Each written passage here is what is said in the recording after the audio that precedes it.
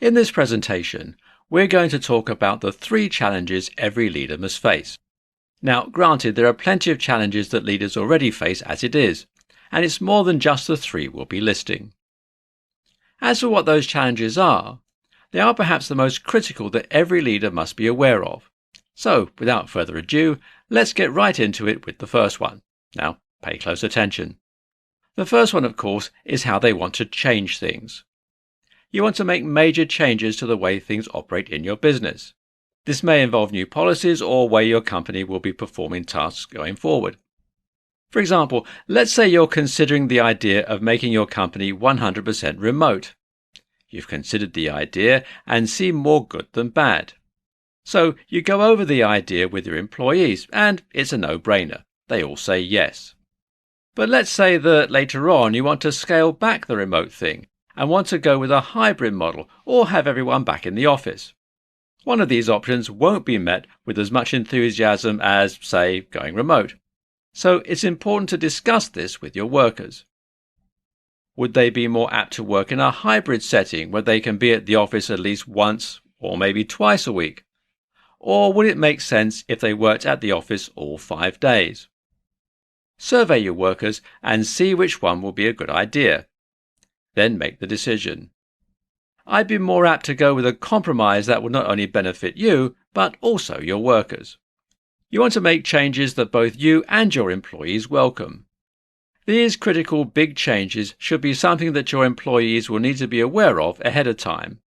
The second greatest challenge is making a decision to let someone go. So, let's say your company cannot financially sustain the current number of employees you have right now. Unfortunately, this means you'll need to cut a few people. This is where things get tough. The decisions you make will alter lives. It will alter their financial future, or at least for the foreseeable future anyway. These employees have families to take care of, and they have regular payments to make. So it's important to carefully decide who may be sent their walking papers as part of this cut down. You want to weigh a few metrics such as whether or not they are the most productive people in your company. What is their current situation outside of work like? Are they getting paid a little more than others? All of these factors are going to come into play here. The decisions you make won't be popular within the company. However, some people will come around and understand why you had to let the employees go, while others may leave your company in disgust and protest. Last but not least is finding that work-life balance. I get it. As a leader, you're going to be busy with plenty of things, and that all comes with the territory. However, it's important for you to set an example. Allow your employees to work for a certain time, and then use the rest of the day to rest, relax with family, and come back refreshed tomorrow. The same should apply to you. This is a decision you can discuss within the company. What kind of needs do they have?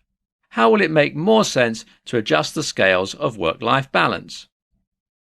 This has been a presentation of the 3 challenges every leader must face, and I hope you've learned something from it. Be aware of these challenges and make the best possible decisions going forward.